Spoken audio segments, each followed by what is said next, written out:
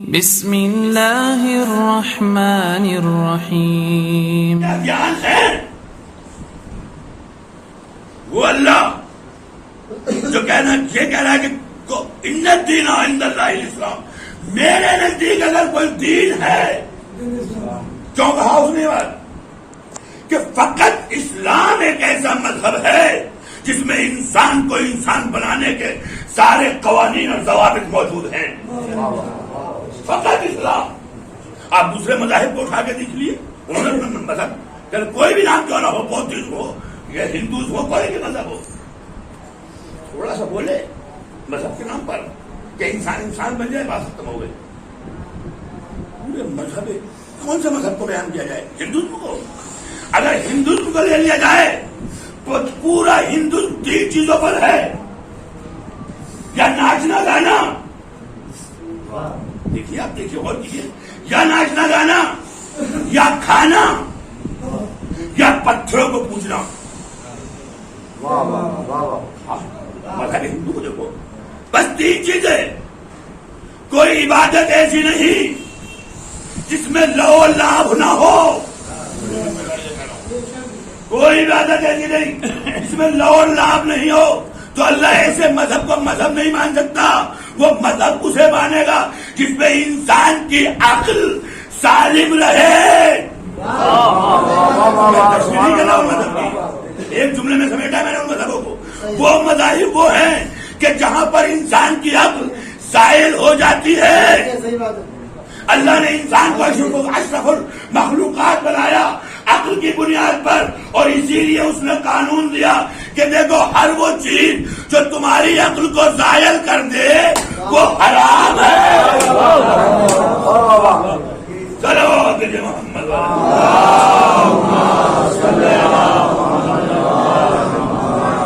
انسان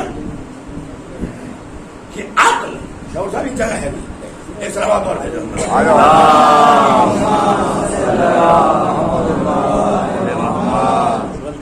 ہمارے نجمی کا بیٹا ہمارا کیا کرتا، مولانا بڑے اچھے بچے پڑھے ہیں، آج جن کہا تھا سلوات بھیجو.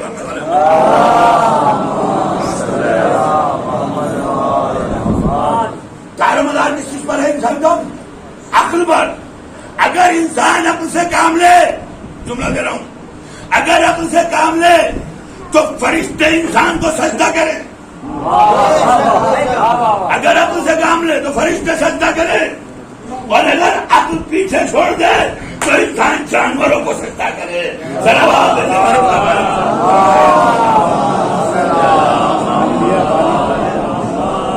ایک اور صلوات ہے.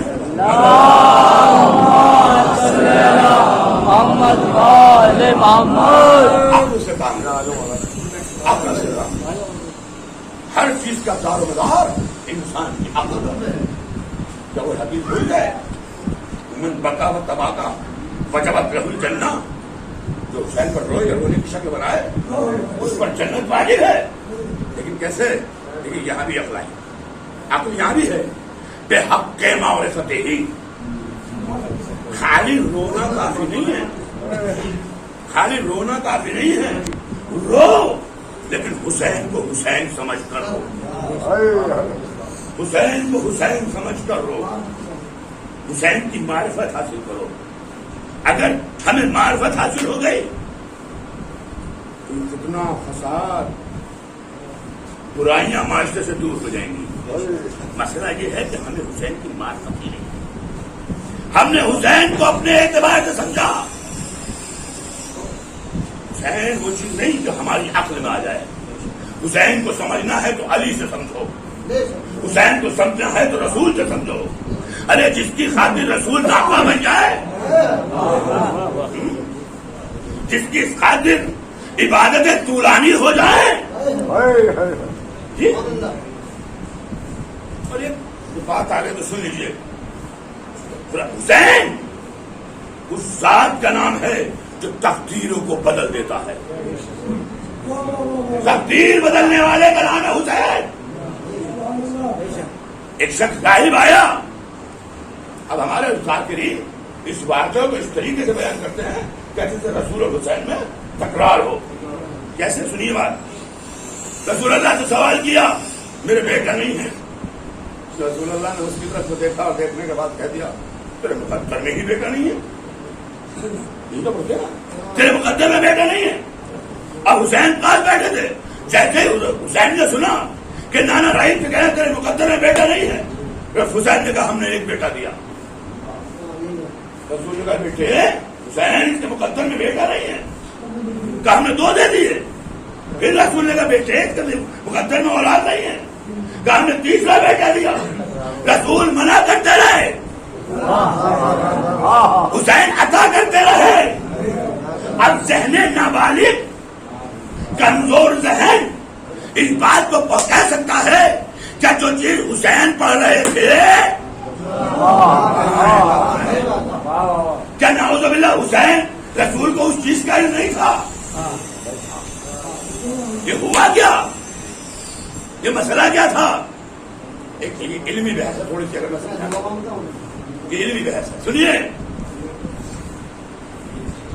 2 چیزیں ہیں، 2 چیزیں ہیں. ایک علم حتمی، کبھی ایسی رہتی ہے ان بڑوں سے تاکہ جو شکوک ہیں وہ دور ہو جائیں، کوئی نہیں ہے داد و تحصیل ملے، بات پہنچنی چاہیے. ایک علم حتمی اور ایک علم مشروط. صاحب علم کی 2 قسمیں، علم حتمی، علم مشروط. علم حتمی وہ ہے کہ جو کہہ دیا وہ ہو کر رہے گا، جو کہہ دیا وہ ہو کر رہے گا، یہ ہے علم حتمی. علم مشروط یہ ہے کہ کہا تو ہے لیکن اگر عوض میں کچھ کر لیا تو وہ چیز بدل سکتی ہے. مثلا اب مثال سے بات جناب موسیٰ صلوات بھیجے محمد صلی اللہ ایک اور صلوات بھیجے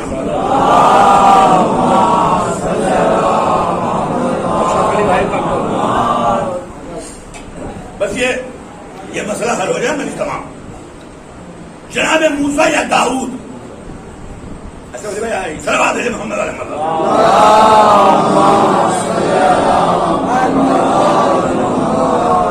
یہ واقعہ 2 نبیوں سے منسوب ہے، بعض نے جناب موسیٰ سے کیا، بعض نے داؤد سے. واقعہ کیا ہے؟ ایک اور صلوات بھیجیے محمد والے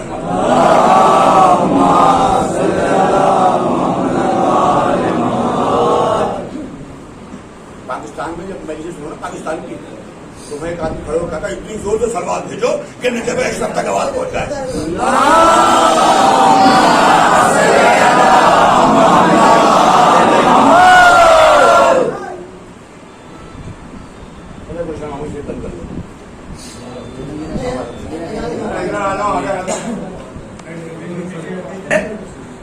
واقعہ یہ ہے، میں عرض یہ کر رہا ہوں حضور کہ رسول اسلام نے راہب سے منع کیا تیرے مقدر میں بیٹا نہیں ہے، امام حسین عطا کرتے رہے. تو کیا نعوذ باللہ دونوں میں کنٹروورسی تھی؟ اکثر ذاکرین بیان کر کے چلے جاتے ہیں، علت نہیں بتاتے، وجہ کیا ہے، سبب کیا ہے، ریزن کیا ہے. آئیے اس واقعے کو دیکھتے ہیں. جناب موسیٰ گزرے جا رہے ہیں، بعد میں نام داؤد بھی کہا ہے. باہر ایک شخص ملا اور ملنے جیسے موسیٰ نے دیکھا کہا یہ آج مر جائے گا. وہ لڑکڑا تھا یہ شخص آج مر جائے گا. قوم موسیٰ کے اس جملے کے پیچھے اس آدمی کو دیکھنے لگی کہ آج نبی نے کہا ہے کہ یہ شخص مر جائے گا. دن گزر گیا، شخص زندہ رہا، رات ہو گئی.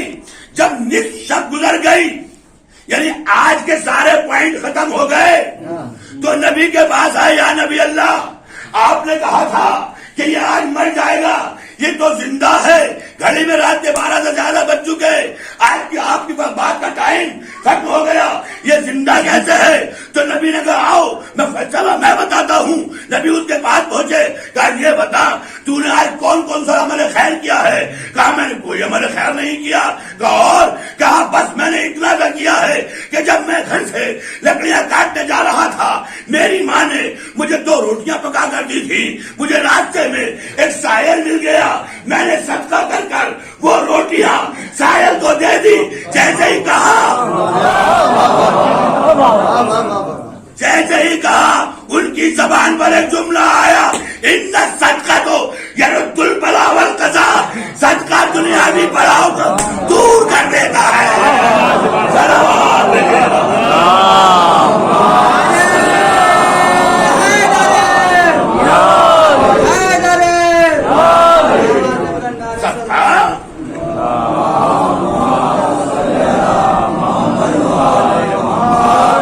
قوم کے بچوں، صدقہ بلاؤں کو دور کرتا ہے۔ جب کبھی گھر سے اپنا قدم باہر کو نکالا تو صدقہ دے کر نکالو، اور صدقے کے لیے شرط نہیں ہے نوٹ 500 کا نکالا جائے، جو تمہارے قدرت اور امکان میں ہے۔ اور یہ بھی سنیے، یہ رسم بڑی عجیب ہے کہ صدقہ تب نکلے جب ہاتھ لگ جائے۔ یہ سب نیت ہے، نیت ارادہ ہے، ارادہ۔ تو صدقہ بلاؤں کو دور کرتا ہے۔ اس شخص بتا رہی ہوں کہاں دیا جائے، کسے دیا جائے۔ برباد کرے محمد والا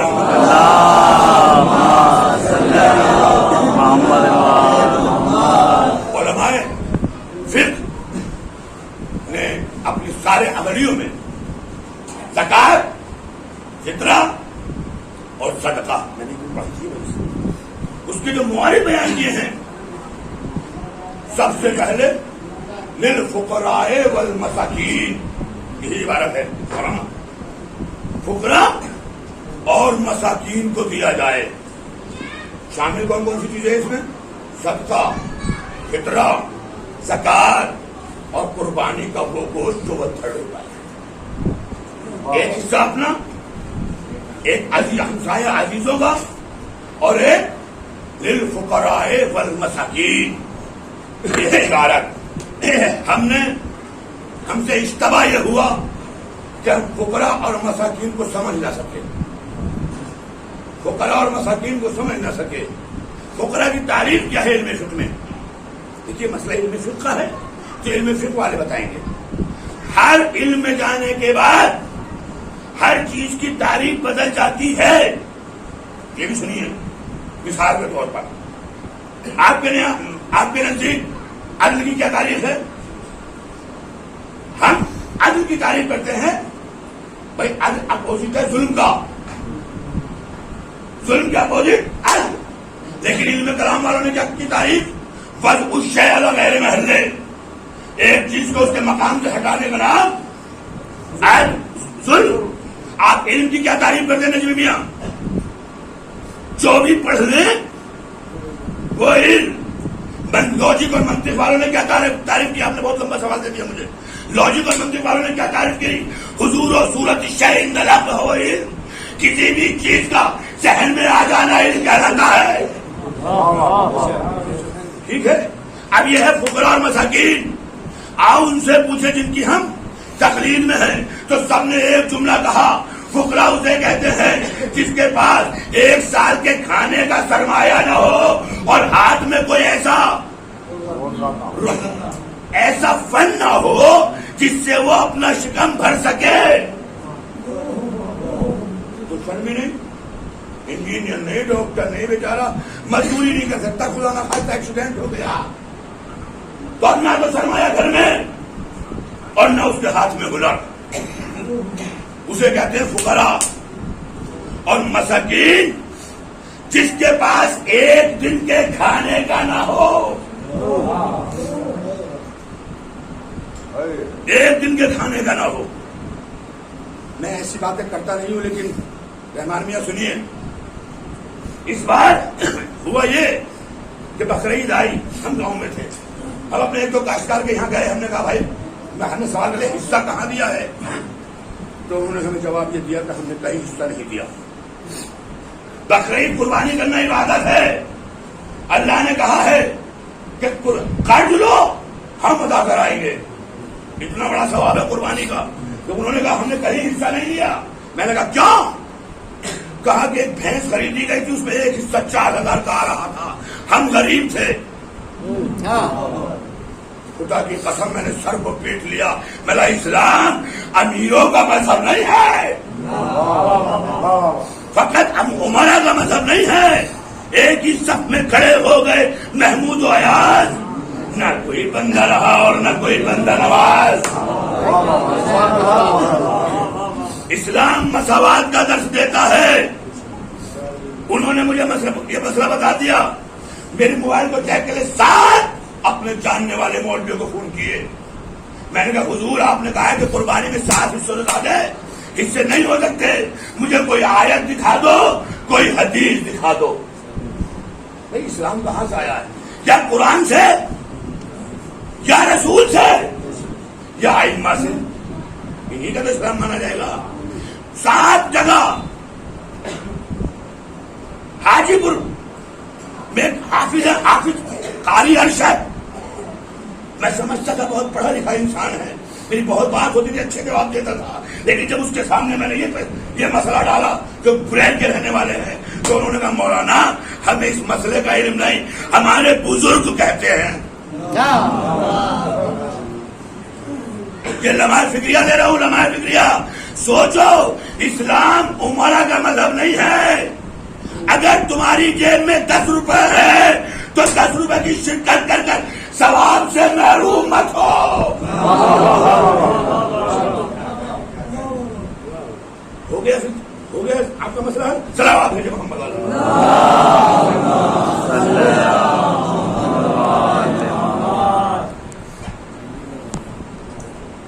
صلوات بھیجو محمد والے.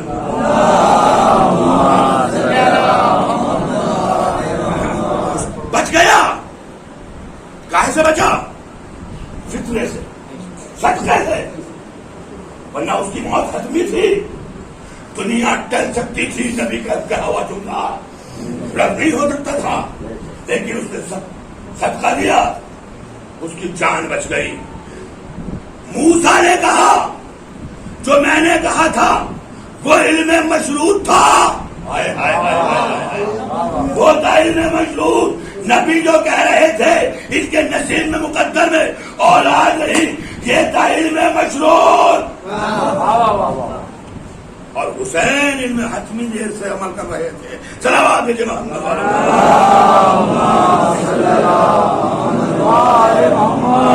قرآن کی آیت موجود ہے، یہ کوئی لفظی نہیں کر رہا. یمحو اللہ ما یشاء ویثبت ما یشاء. اللہ جس چیز کو چاہے مٹا دے. دیکھو وہ اللہ ہے، جسے چاہے مٹا دے، جسے چاہے مٹا دے. تو یہ ایسا نہیں ہے کہ کوئی نانے اور نواسے میں کنٹروورسی تھی. نہیں، نانا جانتے تھے کون ہے. وہ بچہ ہے جو اپنی زبان پر اتنا پابند ہے، اس نے مجھ سے وعدہ کر لیا کہ نانا میں آپ کے دین کو بچاؤں گا. میں یہی تو وعدہ کیا تھا حسین نے، نانا میں آپ کے دین کو ضرور بچاؤں گا. بہت لمبی بات ہے. صلوات بھیجو محمد والے.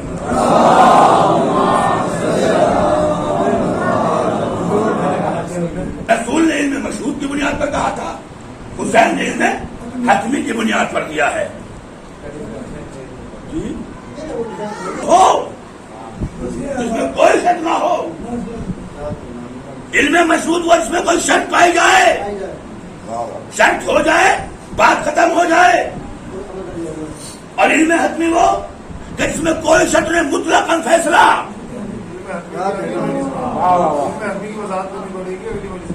صلوات ہے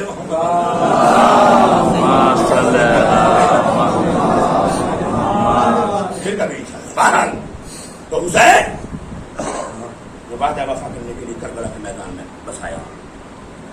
آج ہم کریا کرتے ہیں، لیکن کریا کرنے سے پہلے یہ سوچو کہ آیا ہم نے حق حسین ادا ہو رہا کہ نہیں ہو رہا. ہمیں حسین کی معرفت حاصل ہوئی کہ نہ ہوئی. آج 7 محرم ہو گئی، 7 دن مجلسیں کرتے ہوئے گزر گئے. کیا ہم وہی ہیں جو 7 دن پہلے سے؟ اپنی عظمت کو پہچانو، اپنی عظمت کو پہچانو، اپنے کو پہچانو. تمہیں کیا منزل ملی ہے، کیا مقام ملا ہے، کیا رتبہ ملا ہے. بس ایک جملہ سنیے، تم وہ ہو کہ جس کا نام یا عزادار کہو یا دعائے زہرا. اگر تمہیں دعائے زہرا کا لقب دے دیا جائے تو وہ بھی کم نہ ہوگا، اس لیے کہ حسین اور حسن نانا کی گود میں بیٹھے تھے تو نانا کو بچوں پر پیار آیا تھا. ایک کے گلے کا بوسہ لیا تھا، ایک کے دہن کا بوسہ لیا تھا. اب جس کے گلے کا بوسہ لیا نا وہ ماں کے قریب کہتا، ماں کیا میرے منہ سے بو آ رہی ہے؟ اماں کیا میرے منہ سے بو آ رہی ہے؟ کیوں میرے لال؟ تو ہمیں مسجد میں نانا کے پاس بیٹھے تھے ہم دونوں بھائی. نانا نے بھیا حسن کے دہن کا بوسہ لیا، میرے گلے کا بوسہ لیا. اچھا میرے لال، حسین تو خاموش ہو جا، تیری ماں تیرا رونا دیکھ نہیں سکتی. تیری ماں تیرا رونا دیکھ نہیں سکتی.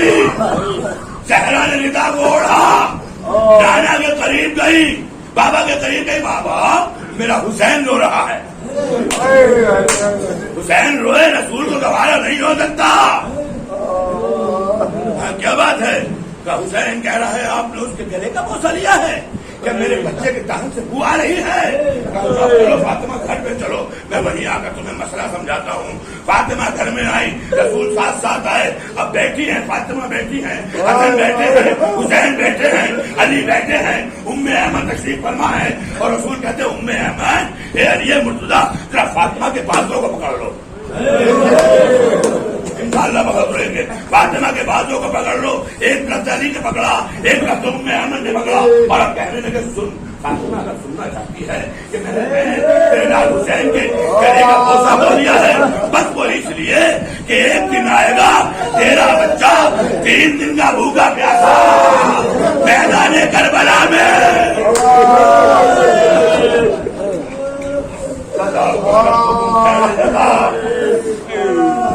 3 دن کا بھوکا پیاسا میدان کربلا میں شہید ہو جائے گا.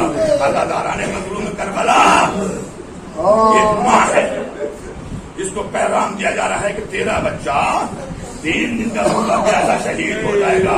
اب جیسے زہرا نے سنانا تو ممتا آگے بڑھی اور آگے بڑھنے کے بعد ماں نے سوال کر لیا، بابا مجھے یہ بتائیے یہ واقعہ کس زمانے میں ہوگا؟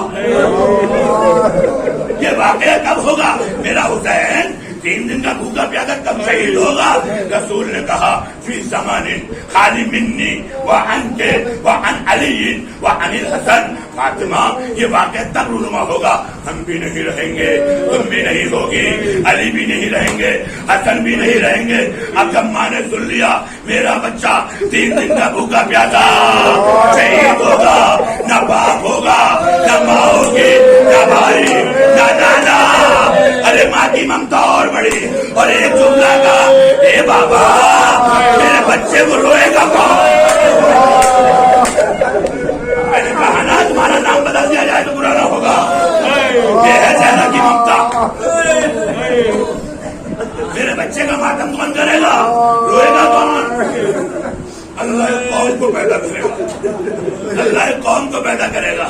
اس کے بوڑھے حسین کے بوڑھوں کا، جوان جوانوں کا، بچے بچوں کا، عورتیں عورتوں کا ماتم کریں گی. اتنا سنا حسین سن رہے ہیں بیٹھے ہوئے، حسین بچے ہیں. میں 3 دن کا بھوکا پیاسا کربلا کے میدان میں شہید کیا جاؤں گا، نہ ماں ہوگی، نہ باپ، نہ نانا، نہ بھائی. اب حسین نے اٹھنے کے بعد نانا کے پاس پہنچے، نانا میں شہید ہو جاؤں گا، اللہ قوم کو پیدا کرے گا، بس سب سے پہلے آپ بتا دیجئے نانا مجھ پہ رونے والوں کو آپ کیا دو گے؟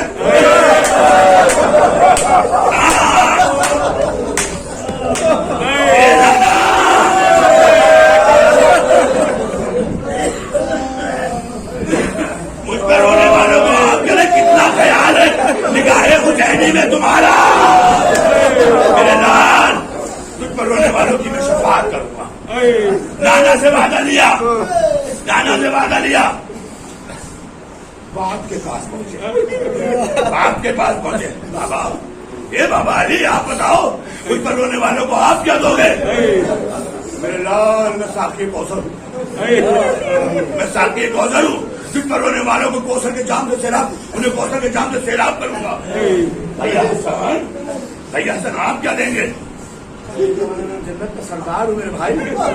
میں جنت کے جوانوں کا سردار ہوں تو تجھ پر گریا کریں گے, سب کی سرداری کروں گا اور پھر اپنی ماں کے قریب پہنچا. اتنا خیال ہے حسین کو تمہارا. ماں کے پاس پہنچے, ماں کی آغوش میں سر رکھا اور کہنے لگا ماں آپ بھی تو وعدہ کر لو, میرے رونے والوں کو کیا دو گی؟